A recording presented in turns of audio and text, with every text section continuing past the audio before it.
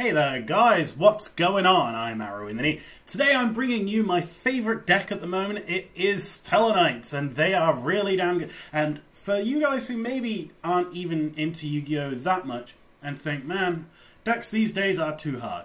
Here you go. Here's one that's really, in fact, the easiest deck to play at the moment in terms of just how it runs. It's nowhere near as intense as Necros. It's nowhere near as combo-based as Burning Abyss or Shadol's by the token. So we're going to have a gander at this.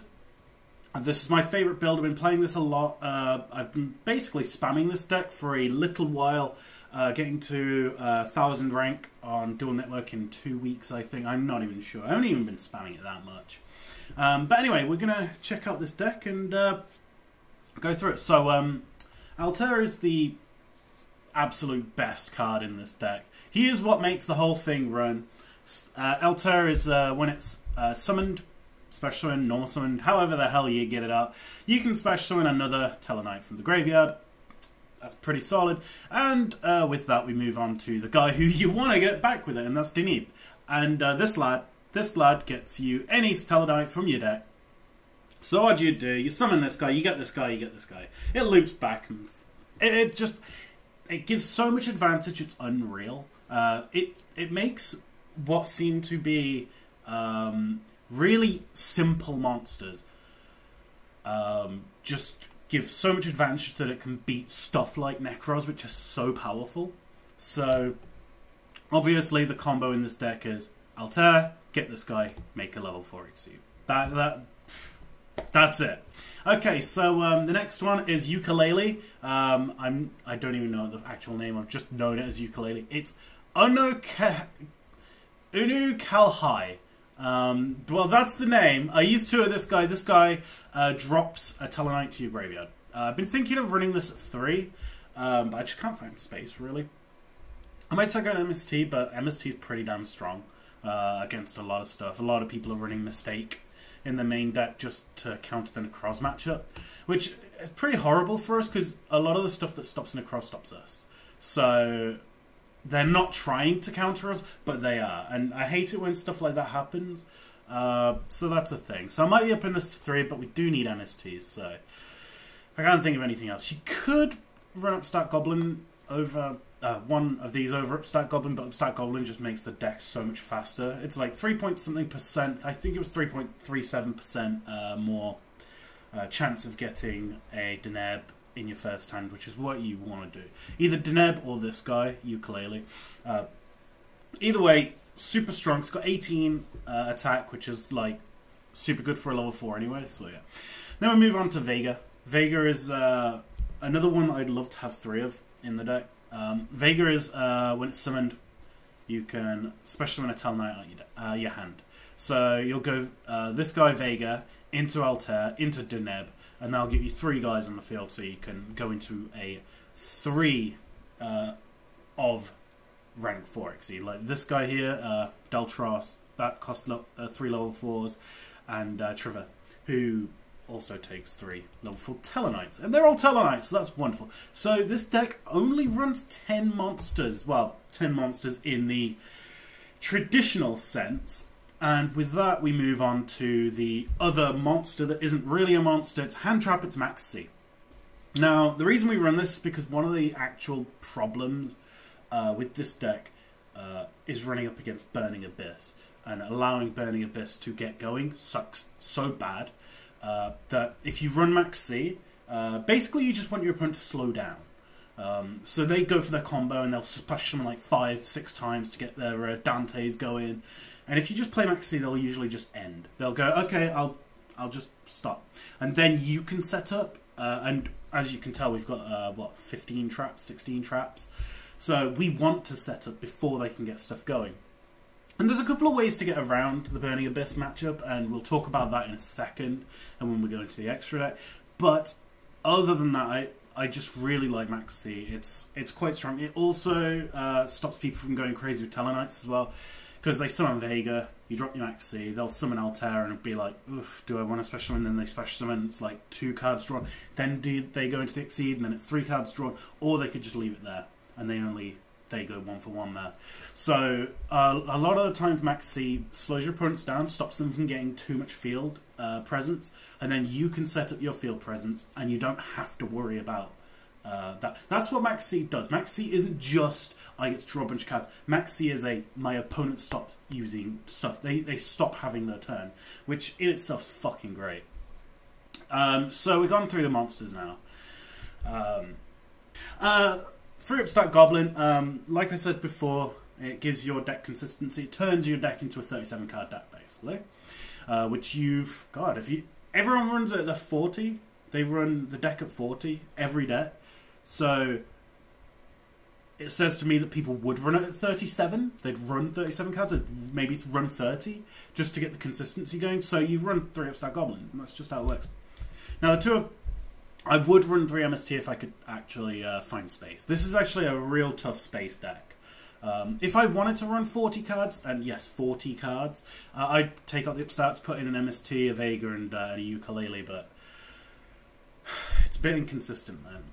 I might test it, I might stream and test, but I'm not sure. And then we're going to go on to the one-offs. Book of Moon. Book of Moon is just God.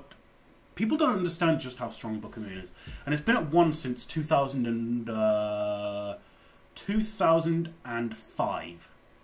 Book of Moon has been at 1. Or maybe late 2004. It could be late 2004 that it was at 1.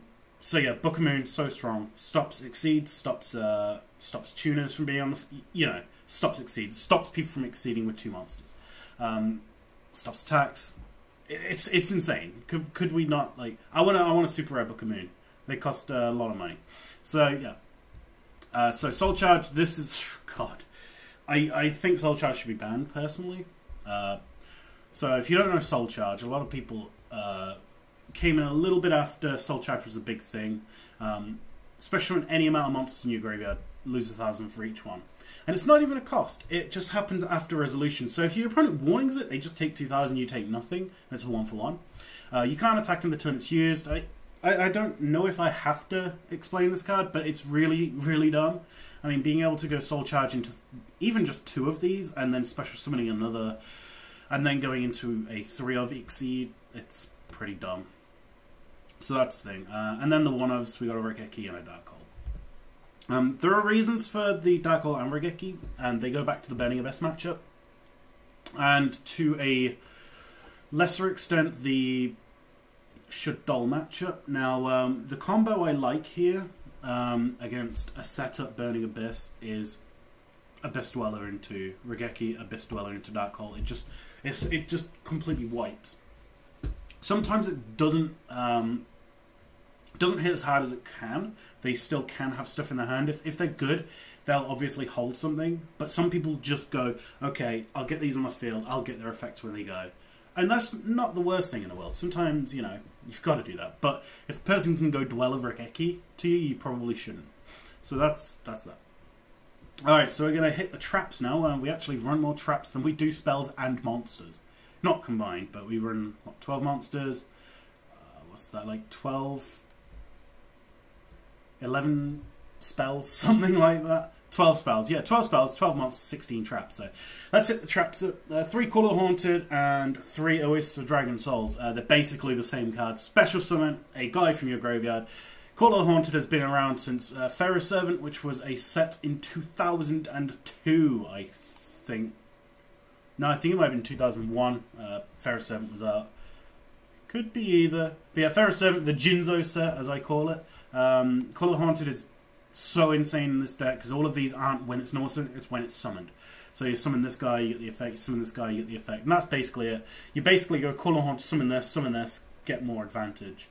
And Oasis Dragon Souls is basically Call of Haunted, but it comes out in defense mode, becomes a worm type. Bit strange, but yeah. The worm type bit is a bit, you have to keep an eye on that because like, if I was going to go into Heroic Champion Excalibur, which costs 2 level 4 warrior type monsters, this turns it into Worm. You can't go into that. I'm not sure if there's anything else in here that would... Does this turn it into anything other than Light Knights? Worm. So is there any other warriors in there? I don't know. But yeah, if you're going to go into something like Excalibur, yeah, that's a thing. 3 Satellarknight over Satellarknight Nova Alpha. God damn it, my head today.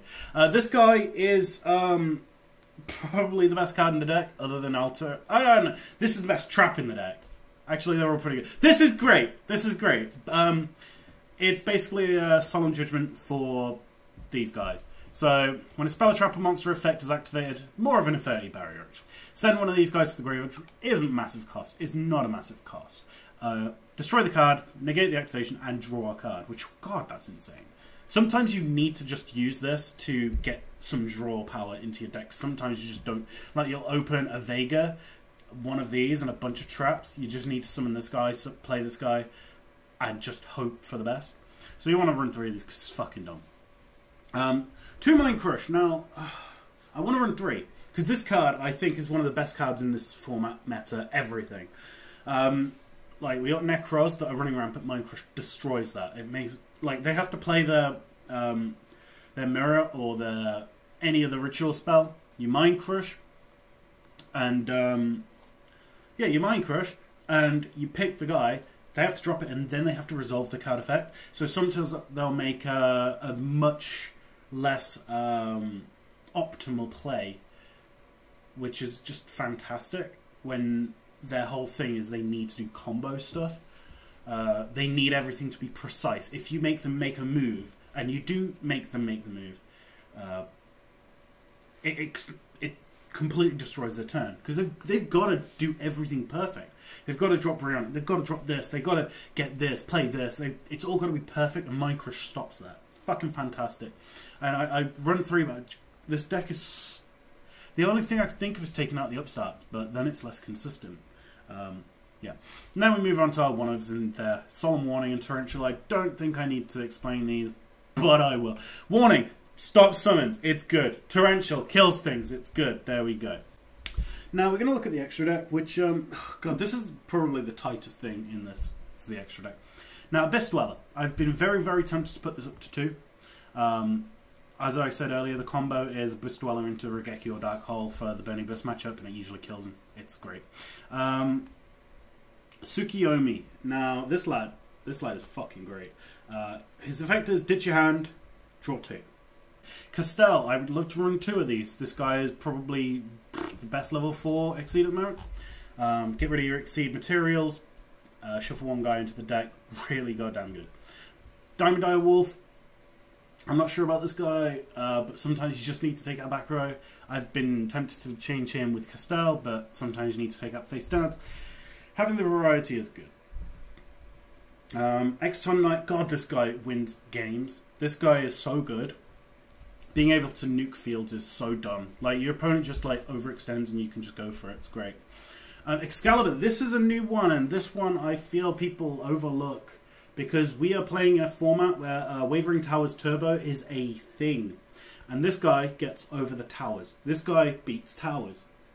This guy becomes... he becomes 4,000, 3,500 with a reduction. Towers is 3,000, so it gets over it. I've been very, very tempted to start running 2 of these because a lot of the time people will be able to get 2 towers out. Not at the same time, but one after the other, and you can't deal with that after Excalibur's been used. There's nothing in this extra deck that does it. Rhapsody, this guy removes stuff from the graveyard.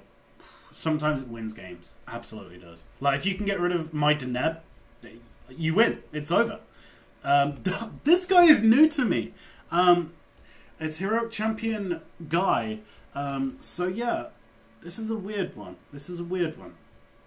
Any amount of level 4 monsters, up to 5, of course. You can't get any more than that. And it gets all these effects. So once per turn, you can destroy all cards your opponent controls if you got 5. If you got 4, your opponent cannot special summon or normal summon monsters. Then it's unaffected by card effects, then 15 attack and defense, and then it can't be destroyed by battle. But it loses 1 a turn, so it just becomes a big guy. If you can get 3 or more, it's really good. So yeah, this is my little deck profile, guys. Thank you for watching. If you enjoyed this, make sure to rate, comment, subscribe, all that jazz. There'll be another video on Yu-Gi-Oh! Tomorrow, and I'll probably run this deck because I like this deck a lot. So thank you for watching, guys, and I will see you next time. Bye-bye.